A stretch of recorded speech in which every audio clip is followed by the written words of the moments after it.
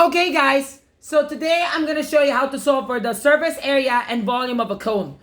So you know already what the volume of the surface area of the cone is, right?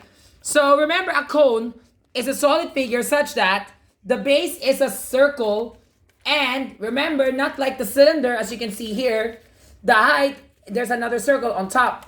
But here, the height is a slant area such that its pinnacle is at the top. The corners meet here. Okay, so now that's a cone. Now let me show you how to solve for the surface area and volume of a cone. First, let's start to solve for the facts and following. Here, according to our measure, the diameter is 9 cm. So the diameter of the cone is 9 cm. So as you can see, we get your ruler. Where's our ruler? So we get a ruler and then we measure the height, the width. Yup, it's 9 cm as you can see there. And then the slant height, remember, this is what you call the slant height. Although that's not the literal height, but you will see why in just a moment. It's 9 cm. So why do we care about the slant height and the height? Here's why. Look at this. Let me draw the cone here. So here's what the cone looks like, right? So as you can see, this is the parts of the cone. This, guys, you can see here is what you call the base. The circular base. And then these sides, as you can see here, from here to here, is what you call the slope, or the lateral height. Alright? So that means it's not yet the height. Because remember, the real height is from the bottom or from the base to the very top. Let's say, for example, if you have remember, like just what I told you for a triangle. Remember when we solved for the area of a triangle? Remember, it's 1/2 base times height, right? Not like, remember, when we go to squares or rectangles, it's always length times the width. Because length and the width, this can be the length, this can be the width. Either way. But for the sake of triangles, we are using it in such a specific method. Because we call the length one the base. Of course, you can call that the width. But specifically, because we don't use the slanted part to solve for the area. So what do we need to find? The height. So that is why we need to find the height. So that's why it's called base times the height. Okay? So remember, this, guys, you can see here, the one going down, this is the real height. Take note, these slanted areas are not the height, okay? That's just the slope. So going back now to our cone, our literal height is from the tippy top of the cone to the base. Not like, remember, the triangle that I showed you here. This is just the typical slope. Okay? From the top to the base of the triangle, that is what you call the height. That's why, remember, when you solve for the area of any triangle, it's always base times the height. Okay? Now let me show you how to solve for, let me show you the formula on how to solve for surface area and volume of the cone. So the surface area, remember, the surface area tells us the total area of all the figures in the solid figure. Like we have a circular base and a triangle. So for the circular base, we already know that's pi times radius squared. Because since we know that's a circle, that is the one. But here's the problem. We are going to add that with the area of the curved area, as you can see here. Because as you can see in our literal cone, there's a curved area. And how do we find the curved area? Of course, because it's slanted, therefore, it's slant, right? And it goes around the circle, so therefore we call that pi. Then pi, of course, remember, we are just going 1/2 of it. Remember, it's just like going through one of a triangle. It's just like one triangle, so we divide by 2. So normally, not like when we solve for the surface area here, the height is 2 pi times d times h. Because pi times diameter to give it the circumference of one circle. Then times the height to give it the area, right? Not like here. Remember, we have pi times the radius now. Because remember, if we use the diameter, we're referring to the whole thing. But take note, remember, it's slanted. So therefore, it's gonna be times the lateral height. So therefore, this is the formula. Pi times radius squared plus pi RL. What does the L stand for? The L stands for the slope, or what you call the lateral height. Most people call that L because they call that the lateral height. But for me, we call that the slope because it's a slanted area, right? So therefore, you can call that L or S, whatever you call it. So yeah, just like that. Now let's plug in the formula. For the diameter, we know the diameter is 9 cm. So half it is 4.5 to get the radius. So therefore, a surface area looks like this, okay? So therefore, this is how the surface area goes like. Pi times the radius squared plus pi times the radius times the lateral height. And then, this is the formula that we got. Remember, this is the formula for surface area. 3.14, that's the value of pi.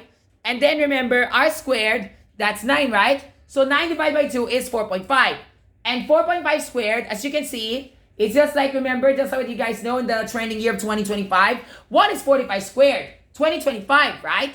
Because remember, as you can see, in 2025, remember this is 2025, right? So 2025, if we were to take the square root, of course you will get 45. How? First, let's divide 2025 by 25. Because remember how to simplify a square root, right? To simplify a square root, you already know that your goal is to divide it with numbers that can be taken out by a square root. For example, remember the number 100. We know that the square root of 100 is 10. And how do we get that? If we were to simplify it into factors. First, we know that 100 is being divided by 4. And 4, look at the number 4. Can 4 be taken by a square root? Yes. And what is the answer when we take the square root of 4? 2, right? So therefore, it's equivalent to the square root of 4 times the square root of 25 when separated together. And then when we simplify the numbers, the square root of 4 is 2.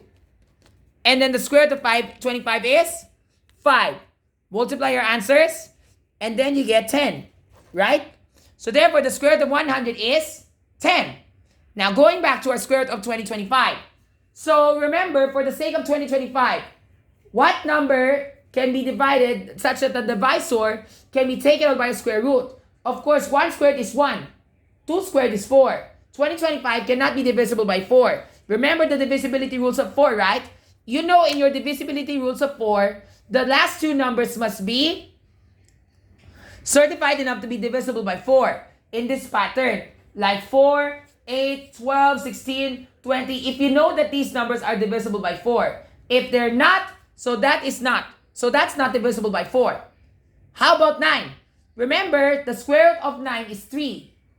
Remember, to make sure that a number is divisible by 9, the sum of the digits must equal 9. Let's try. 2 plus 0 is 2. 2 plus 2 is 4. 4 plus 5, 9. So therefore, it's divisible by 9. So therefore, let's try to divide our answer by 9. So therefore, the answer will look like this. So 2025 divided by 9. Okay? So now 20 divided by 9 is 2, 18, 22, 2, 18, 4, 5, 5. Tama! You got it right. It's 225. So therefore, a simplified version is 225 times the square root of 9. And can we simplify 225?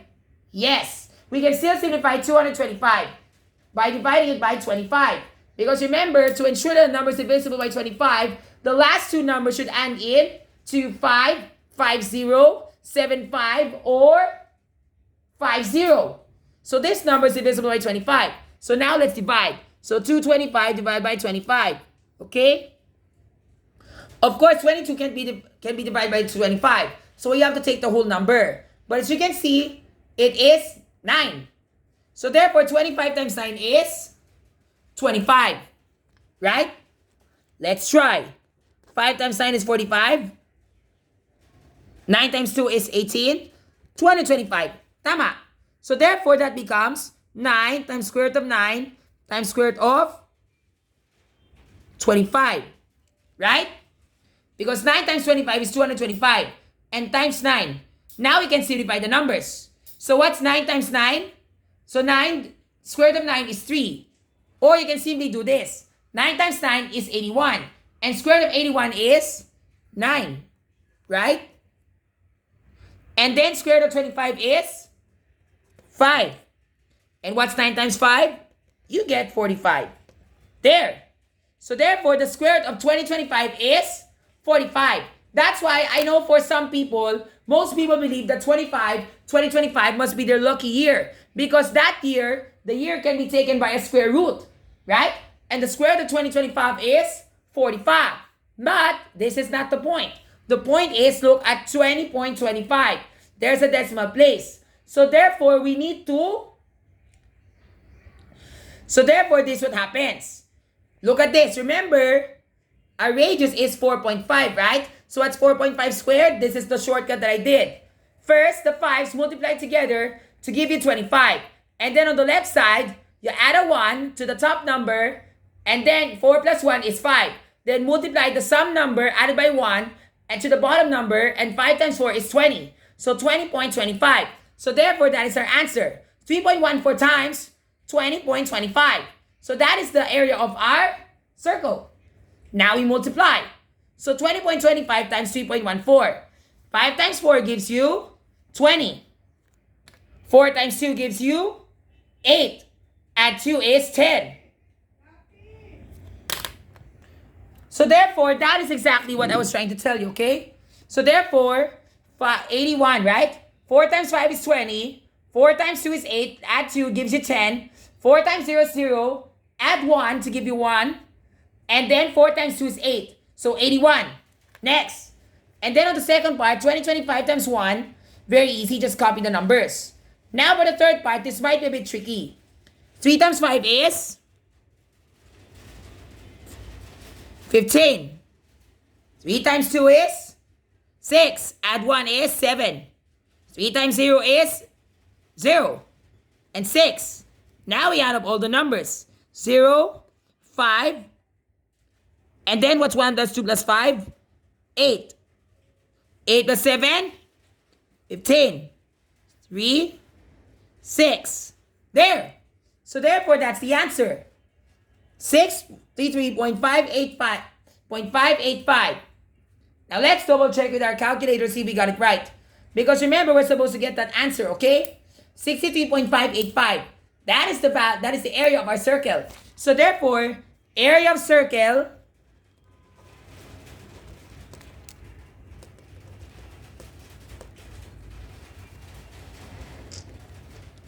$63.585.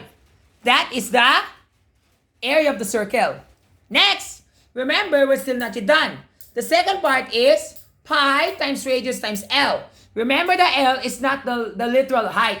It's the lateral height, or what you call the slope. So therefore, remember the pi times radius a while ago, right? But the 4.5 is not being multiplied with itself because we're not squaring it. We are just going to multiply it by 3.14. So therefore, 3.14 times 4.5. And then we multiplied it by 9. To make life easier, we just multiply this. So we know that 5 times 4 is 0, 20. 5 times 1 is 5, plus 2 is 7, 15. 4 times 4 is 16.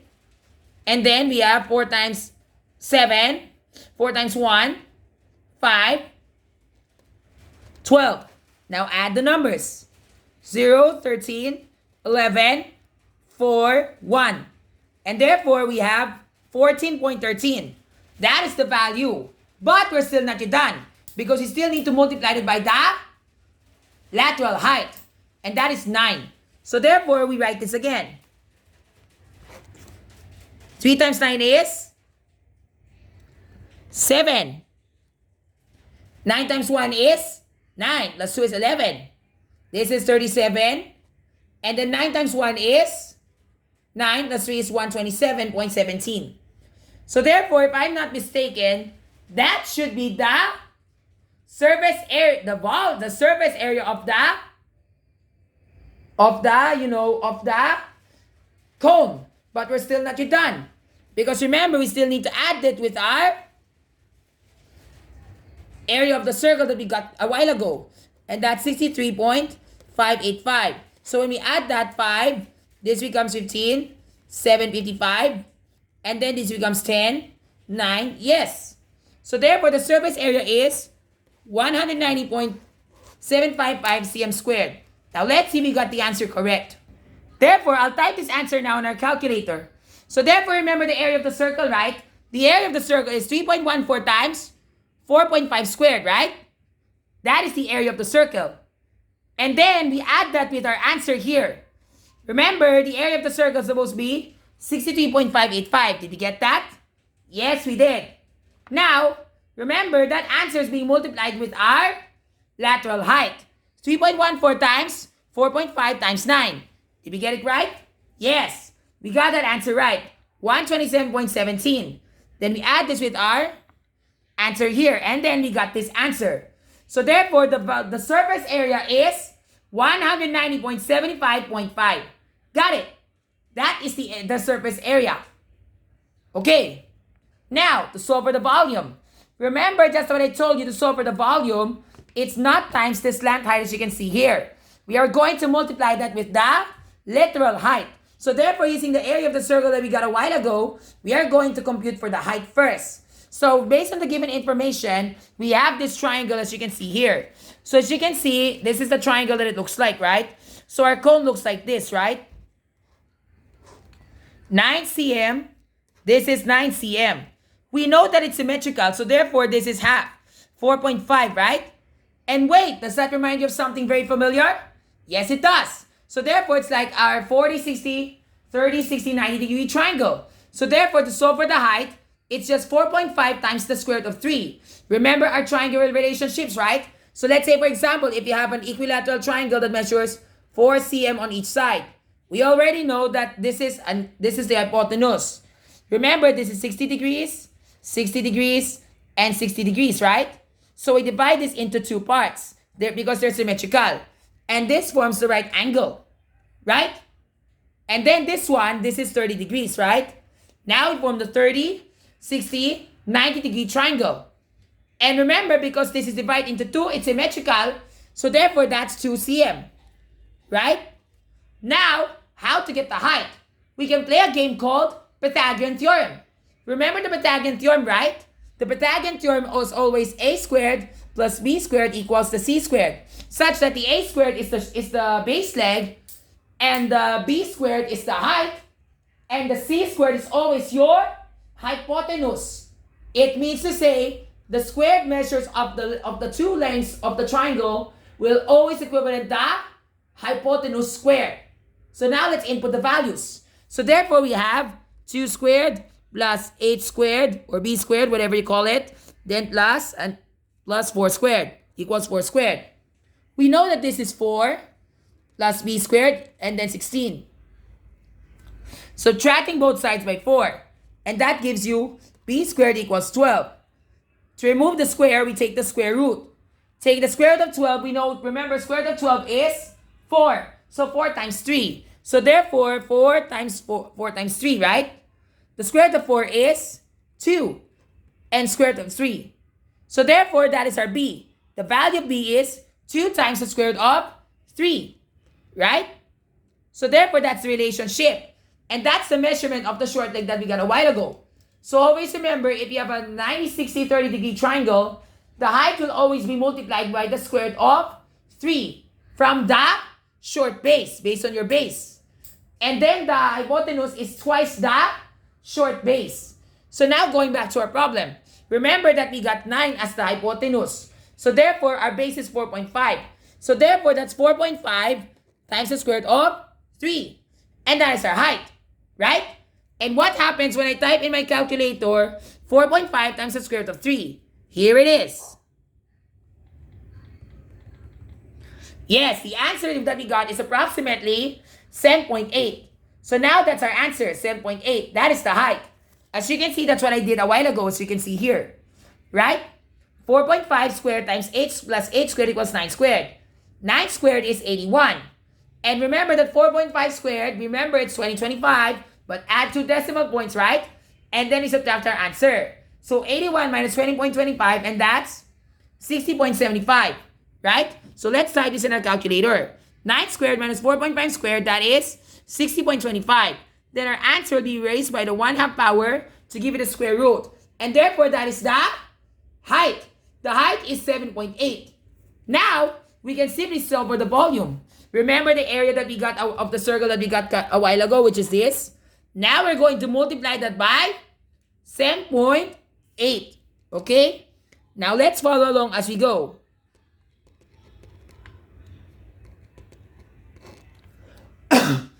Okay, here it is. 8 times 5 is 40. This is 68, right? 68. 8 times 5 is 46 because we add 6. 8 times 3 is 24. Add 4, 28. 8 times 6 is 48. Add 2, 50, 50.